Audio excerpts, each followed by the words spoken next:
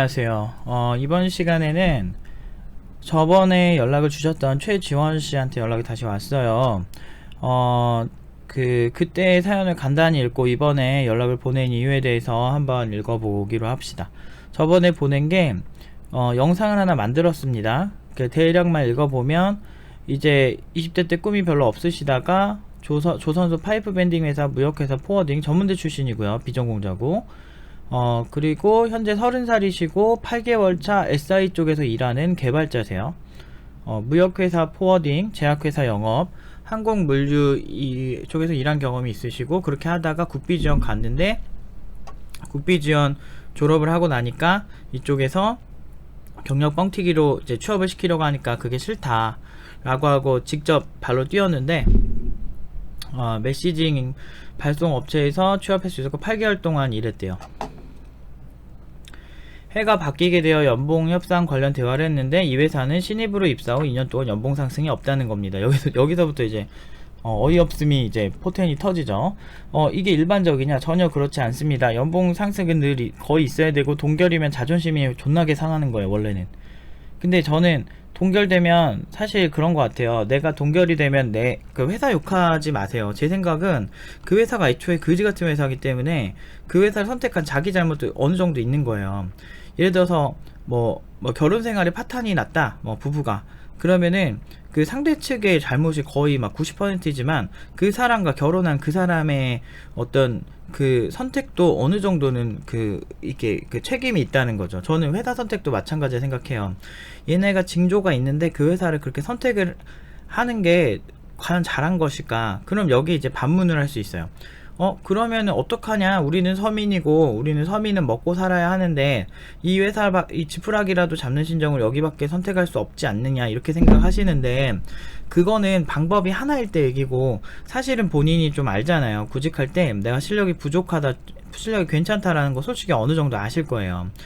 그걸 보고서 사실은 공부할 때 그렇게 오롯이 엄청나게 했는데도 안 되면 저는 굉장히 그쪽 의견을 지지하는데, 사실은 보통은 공부 방법이나 실력이 애매하고 아리까리하고 자신감이 없는데도 이력서를 쓰는 사람들이 되게 많아요. 왜냐면 제가 면접 때 많이 참여도 했었고, 그 면접 이력서를 딱 보면 준비 안 된 사람들이 진짜 많거든요. 이건 경력자 포함이에요. 그러다 보니까 이게 면접 볼 때 이렇게 면접관을 들어가면 본인이 일단 어느 정도 자신감이 없는 상태에서 들어오세요.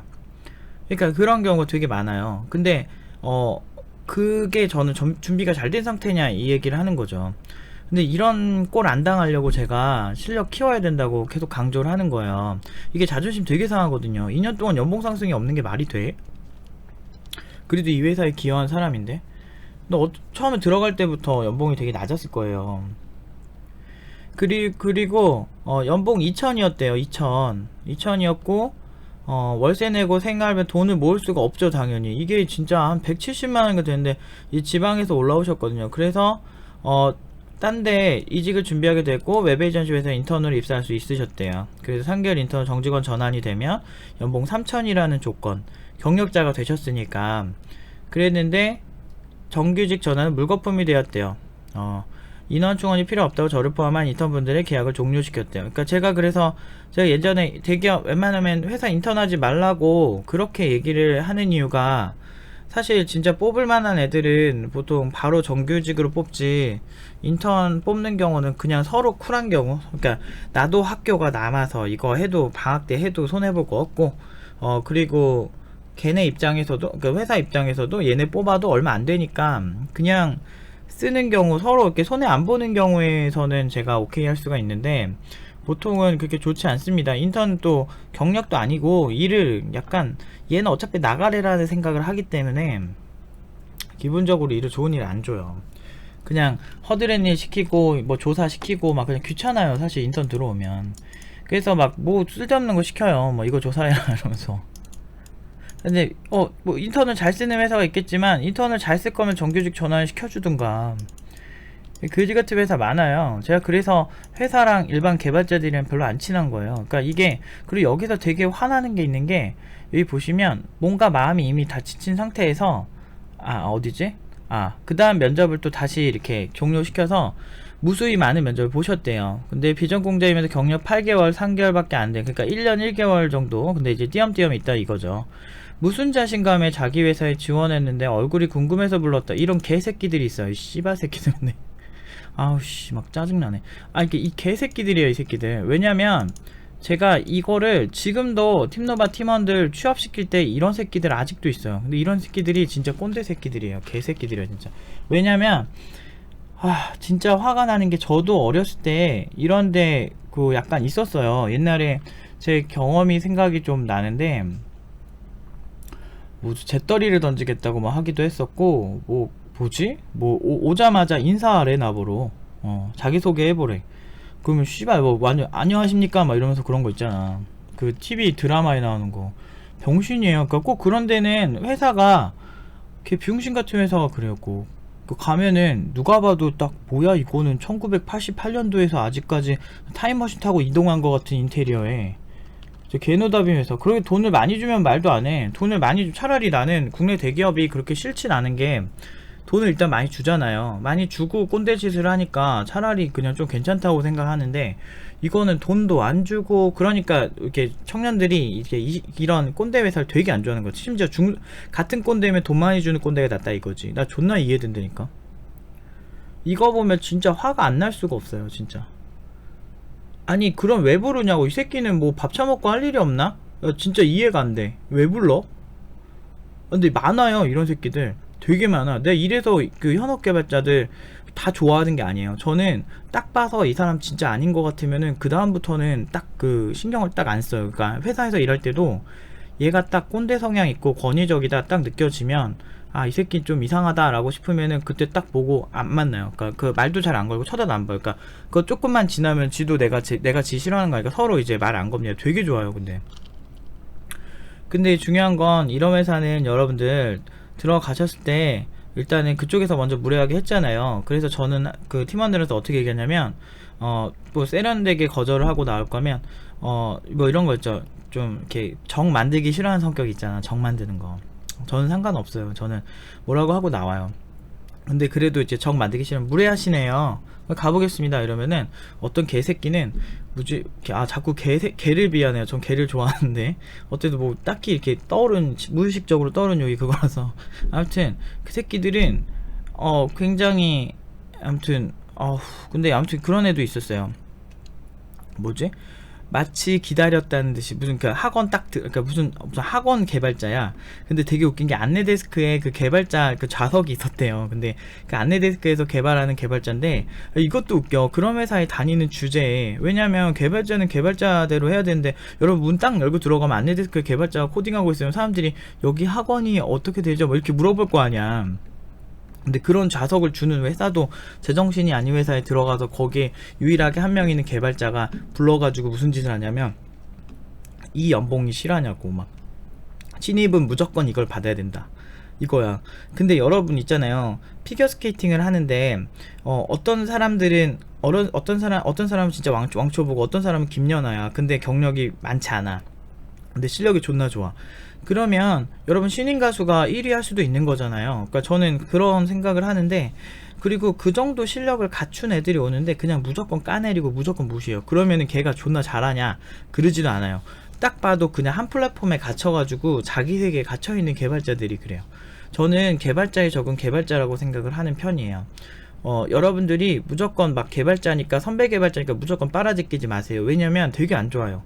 그러니까 이 사람, 그러니까 내가 존경할 개발자를 여러분들이 유심히 보시고 그 사람을 선택하시는 걸 정말 추천드려요. 왜냐면 제가 별의별 일이 다 있었는데 10년 동안 제가 현업에 있을 10년 동안 뭐지 PHP는 하등한 언어고 ASP는 고등한 언어래. 뭐 이런 사람도 봤고 전 특정 언어 맹신하는 사람 진짜 저주합니다. 되게 싫어해요. 왜냐면 그게 장단점이 다 있고 개발하게 된 이유가 다 있어요.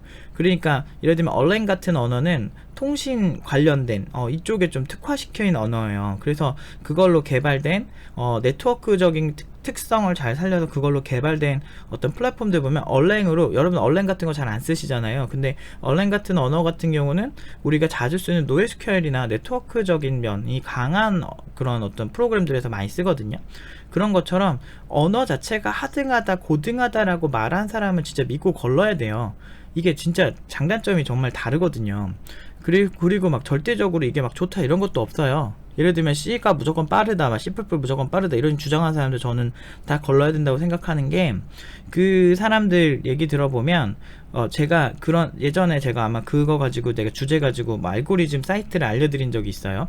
그 뭐지, 서로 알고리즘으로 파이트 하는 거야. 그래서 같은 알고리즘을 딱 놓고 언어별로 서로 이렇게 나름 잘한다는 사람들이 거기에 이렇게 그 짜서 올려요. 그러면 그 심사위원이 그걸 직접 돌려보고 이게 빠르다 느리다를 얘기를 하는데, 보편적으로 C 계열이 빠른 건 맞았지만 어떤 알고리즘에선 자바가 더 빠르기도 하고 파이썬이 더 빠른 적도 있어요.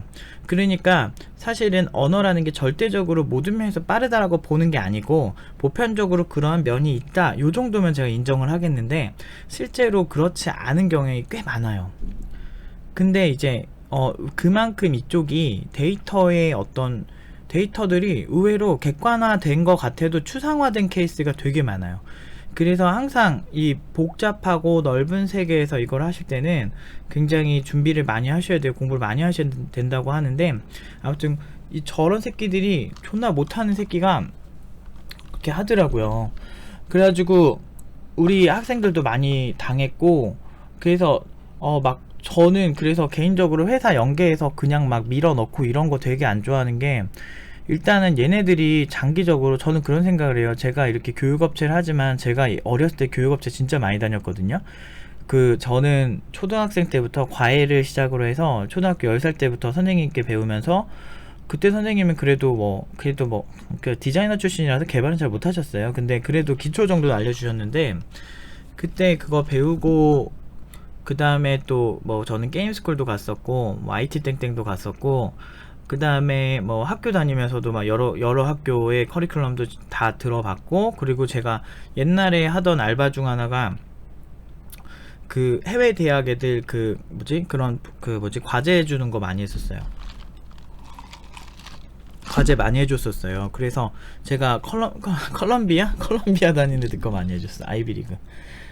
그럴 정도로 막 이것저것 많이 하면서 제가 느낀 건, 진짜 이게 너무 넓고 별의별 일이 생길 수가 있고, 그리고 이 업계는 넓은 만큼 실력이 깊이감을 어느 정도 예측하기 쉬운 분야라는 생각이 들어서, 저는 아무튼 어쨌든 이런 게 교육기관을 겪고 나면 학생들이 분명히 이제 회사에 들어가면 몇 년 지나면 이제 자기 기억을 곱씹어 보기 시작합니다.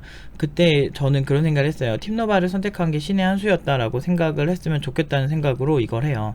그러면 이직할 때도 도움이 많이 돼야 되고, 팀노바가 뭐 나름대로 팀노바에서 배운 지식들, 업계를 보는 상식들이 많이 도움이 됐으면 하는 생각으로 이거를 시작을 했죠. 왜냐면 이렇게 지나고 나서 생각해보면 그 학원 진짜 별로였어, 그 교육기관 별로였어 이렇게 생각을 하게 되면 그게 고스란히 저는 되게 제 자존심에 상처가 되더라고요.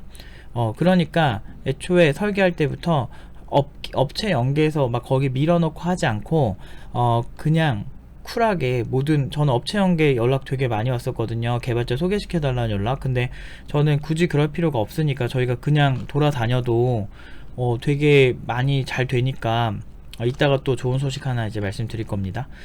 그러니까 저희는 아쉬울 게 없는 거예요. 그리고 그게 맞아요. 업계에서 이렇게 수차례 이력서를 보고 하는 게 되게 중요합니다.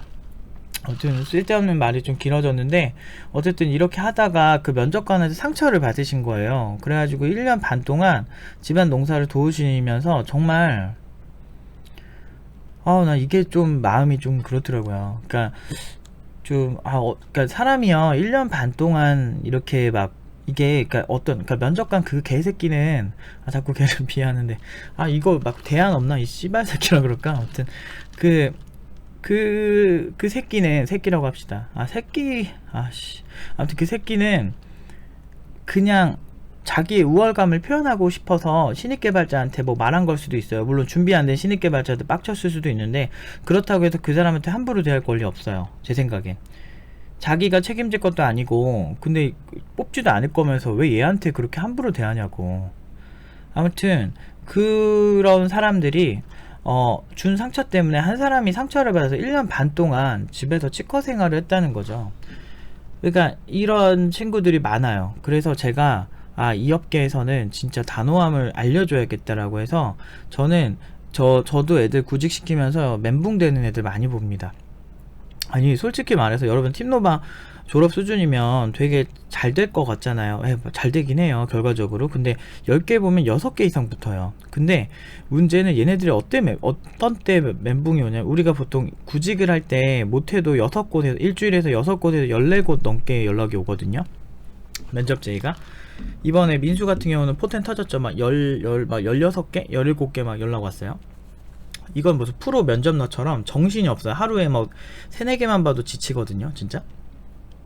위치가 다 다르고 이렇게 찾아가는 게 다 힘드니까.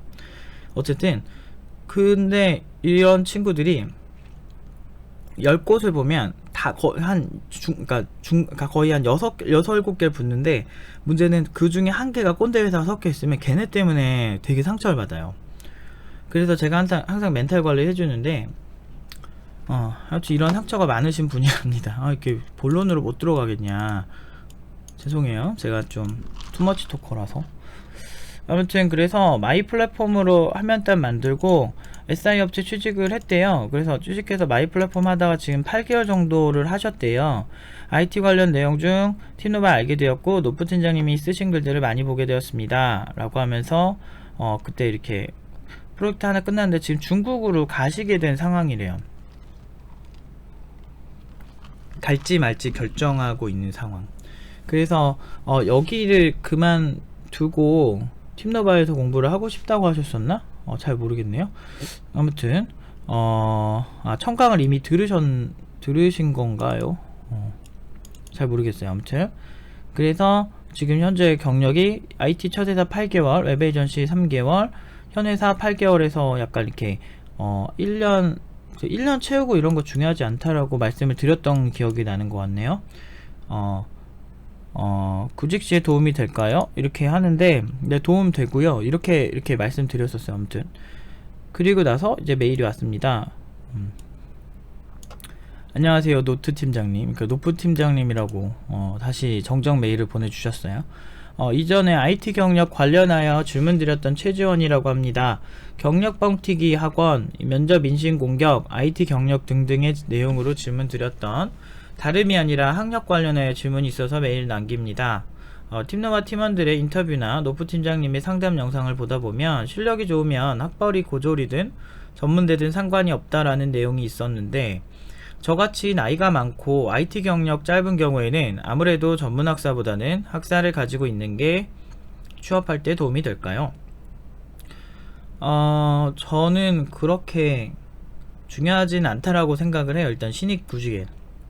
근데 이제 근데 경력자래도 상관은 없는데,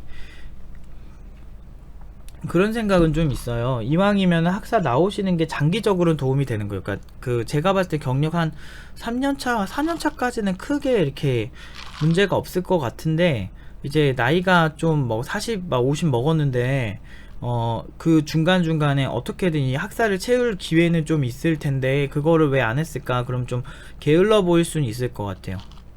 그러니까 석사, 박사 이런 거 야간으로라도 이제, 왜냐면 그게 야간으로 하면 사람들 다 그래요. 이거 사실 뭐 돈 주고 다니는 거 아니야? 이거는 사실 뭐 풀타임 뭐 연구원도 아니고 뭐 허접한 거 아니야? 라고 얘기할 수는 있겠는데, 제 생각은 좀 달라요. 그래도 가서 수업을 들어야 하기 때문에 완전 이렇게 풀타임보다는 좀 별로일 수는 있지만, 어쨌든 그 학교에서 그 학위를 인정하는 거잖아요. 그래서 그렇게 석사, 박사 한번, 그러니까 직장인으로 다니실 거면, 사업하실 거면 뭐 정신 없겠지만 직장인으로 하실 거면 야간 정도로 해서 좀 해보시는 걸 추천을 많이 드려요. 왜냐면 남의 평가를 지속적으로 받아야 되는 직업이잖아요, 내가 어떤 회사에 소속된다는 건. 근데 그 입장에서 내가 석사, 박사 있어서 나쁠 게 별로 없죠. 그리고 얘기만 잘 되면 회사에서 돈을 지원해주는 경우도 꽤 있어요. 심지어 지금 뭐 이렇게 가급인데 뭐 회사에서 지원해준다는 경우가 종종 있어요. 팀노바 같은 경우도 회사에서 아예 이 친구를 보내고 싶다 해가지고. 근데 보통 그렇게 한 경우는 잘 좋지 않더라고, 결과가. 왜냐면 이제 회사에서 돈 주고 얘를 교육을 시켜야 되는데 우리가 교육기간이 긴 편이라서 보통 이제 짧게 이렇게 딱 해서 회사의 업무에 딱 하고 싶다 이런 회사들이 많거든요. 그래서 좀 상대적인 것 같긴 해요. 아무튼 나이는 많은데 지금 30살이잖아요. 그렇게 많진 않아요. 경력이 그래도 좀 있으니까. 나이는 많은데 경력도 짧고 학벌까지 전문학사면 핸디캡이 너무 많을 것 같아서 고민되어 문의드립니다. 3년 전에 학점 은행제로 약간 학점을 취득한 상태이고 올해부터 다시 학점 은행제를 시작하면 2020년 3월에는 학사를 딸 수 있을 것 같아서요. 저는 그냥 회사 다니면서 병행하시거나, 근데 약간 너무 학력 이런 거에 너무 갇혀 계신데, 사실은 전문학사나 학사나 그렇게 중요하진 않아요. 일단은 취업에서 제가 퍼센티지로 얘기하자면 일단 실력이 8, 90%고요. 그러니까 개발 실력이나 어떤 새로운 어떤 설계 능력이나 뭐 이런 것들, 개발에 필요한 전반적인 능력, 이게 개인의 능력이 한 8, 90%고요. 학력은 한 10%인데, 근데 그게 이제 고만고만한 사람들의 리그일 수는 있어요. 고졸이라도 뭐 자기가 그냥 잘 하고 만들면 좋은데, 만약에 이제 회사원으로서 오래 버틴다라고 봤을 때는 저는 이왕이면은 땄으면 좋겠어요.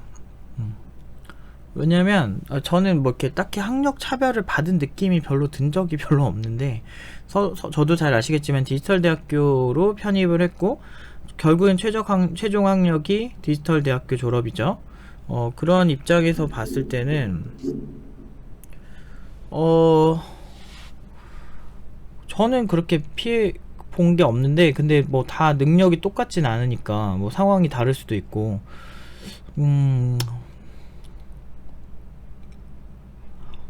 학점 은행제라도 저는 해보면 좋을 것 같아요. 일단은 학사 있으면은 엄청 차이 나진 않는데, 그래도 뭐 많은 사람들이 학사를 나왔기 때문에 전문학사를 차별을 할 가능성이 있어요. 왜냐면 차별은 절대 다수가 있는 곳에서 그것과 좀 다른 사람들에게 이루어지는 경향이 좀 있어요.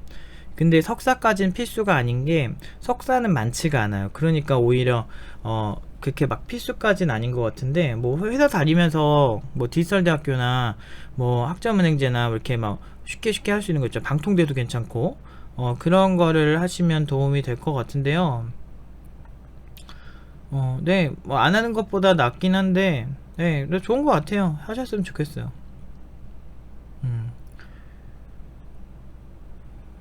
음, 좋겠는데요. 이게 이왕이면은 뭐든 하는 게 좋아요. 그러니까 뭐가 문제냐면, 예를 들어서 되게 게을러 보일 수가 있거든요, 사람이.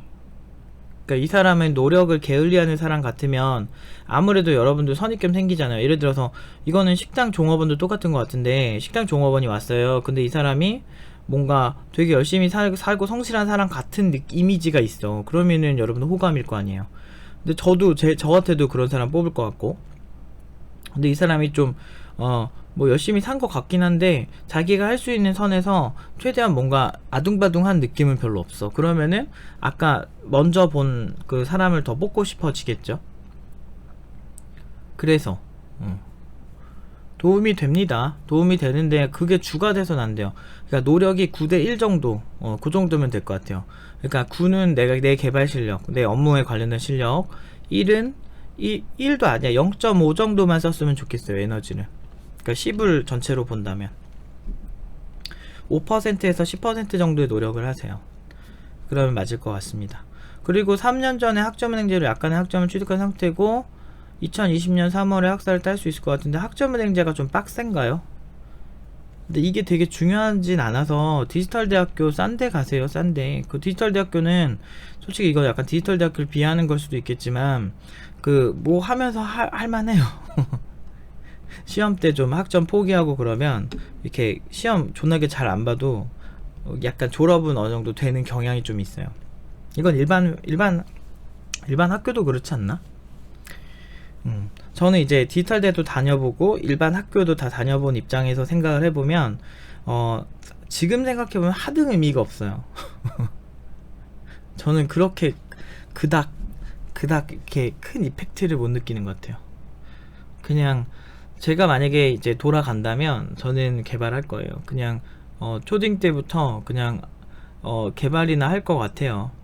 왜냐면 중고등학생 때 배운 것들이나 친구들과의 추억이 나쁘진 않은데, 저는 좀 일반적인 그 친구들과 좀 다른 경향이 좀 있는 것 같아요. 좀 그렇게 막 대학생활도 그렇게 로망이 있지도 않았고, 뭐 잔디밭에 모여서 오손도손 앉아서 막 도시락 까먹고 막 그럴 것 같잖아, 느낌이. 그 있잖아요, 옛날 감성, 옛날 대학교 감성, 막 그런 느낌이 있는데, 애초에 그런 판타지가 없었어요. 그래서 대학 별로 가고 싶지 않았어요. 근데 하도 부모님이나 주변에서 다 가야 될 것 같은 이미지를 자꾸 만드니까, 아, 그걸 해야 하는구나 라고 느꼈던 것 같아요. 근데 그렇게까지는 필요 없어요. 그러니까 제 생각엔 그래요. 자기가 잘만 하면. 근데 만약에 내가 어설프게 한다라고 봤을 때는 있는 게 훨씬 나아요. 있는 게 훨씬 낫습니다. 근데 장기적으로는 저는 석박사까지 따셨으면 좋겠어요. 왜냐면 그 롱런하기 되게 좋은 빌미가 돼요. 물론 내가 실력이 갖추는, 늘 얘기하죠. 9대1이라고. 학력은 1로 잡으시고 내가 업계에 관련된 노력을 9로 잡으세요. 그러면은 너무 좋아요. 그러니까 이런 느낌이야. 되게 맛있는 이런 덮밥을 만들었는데 간이 안 돼 있어서 소금을 살살살살이나 MSG를 살살살살 뿌리는 느낌? 그 학력이. 그러면은 이제 그 창업자 입장에, 제가 지금 이제 창업자잖아요. 그리고 그 제 입장에서도 강사들이나 이렇게 보면은 용남 파트장 같이 그냥 고졸인데도 되게 일 잘하는 친구들은 완전 극호예요. 그런 애들은 상관이 없어요. 근데 반대로 뭐 이렇게 석사 출신도 있죠. 근데 수영 파트장이 석사 출신이죠. 그런 친구들에게 비교를 해보면 일 잘하는 게 먼저긴 하지만, 제 생각에는 두 사람이 실력이 동등했다면 수영이한테 아무래도 더 스마트해 보이는 경향이 있는 것 같아요. 실력이 똑같진 않지만 각자 장점이 다르죠. 그렇긴 하지만 그 경쟁자나 어떤 회사에서 누구를 다이어트를 해야 될까 라고 할 때, 회사가 위기가 왔을 때 누구를 잘라야 될까 이런 생각을 하잖아요. 그럴 때 고학력자가 좀 유리한 건 사실이고, 그리고 석사 박사 그냥 따지는 게 아닙니다. 그래서 분명히 그 관련된 공부들을 많이 해야 되기 때문에 도움은 많이 된다고 생각해요. 어떻게든 억지로든 공부를 하게 되니까. 그래서 장기적으로는 석박사를 따시는 걸 저는 추천드리고 싶어요. 아무튼 이렇게 앞에 사연 읽다 보니까 되게 길어졌는데 다음에는 좀 축약해서 얘기를 하겠습니다. 아무튼 여기까지 답변 드리고요. 학력에 대해서 많은 컴플렉스를 많이 받으시는데 실력의 비율이 높으면 학력이 상대적으로 이렇게 줄어든다라고 보시면 됩니다. 그래서 너무 이렇게 트라우마나 이런 스트레스 안 받으셔도 될 것 같아요. 일단은 학력이 좋은 게 먼저인 것 같은데, 그 전에 여러 가지 이제 고민을 좀 해보세요. 그 꼰대 회사 갔을 때 내가 어떻게 대처를 할 것인지, 그리고 내가 어떤 회사에 가고 싶은지, 나의 실력은 어느 정도인지를 먼저 계산을 하시면, 그러니까 팀노바 팀원들처럼 실력이 그렇게 좋은데도 그 꼰대 회사는 분명히 섞여 있어요. 그리고 좀 가능하면 많은 회사를 좀 경험해 보셨으면 좋겠어요. 저 같은 경우도 많은 회사 경험해 보라고 애들한테 알려주거든요. 좋은 회사 나쁜 회사를 보고 그 다음에 결정해라. 저는 정말 제가 직간접적으로 경험한 회사가 300개 정도 되거든요. 그러니까 되게 적은 수는 아니에요. 근데 진짜 너무 달라요. 어떤 새끼가 회사가 다 똑같다고 했는지, 그 새끼 있으면 진짜 한 대 주워받고 싶어. 진짜 다 달라요. 회사는 정말 다르고요. 패러다임이나 정체성이 다 다릅니다. 누굴 저격해야 되냐? 사장을 저격해야 돼요. 사장이 어떤 생각을 하는지, 임원진들이 어떤 생각을 하는지, 그거를 알면은 대략 이 회사가 어떻게 될지가 알 수 있습니다. 다녀보면은 제 말이 무슨 말인지 알 수 있어요. 아무튼 여기까지 답변 드리겠습니다. 또 질문 있으면 또 힘들 때 저한테 또 보내세요.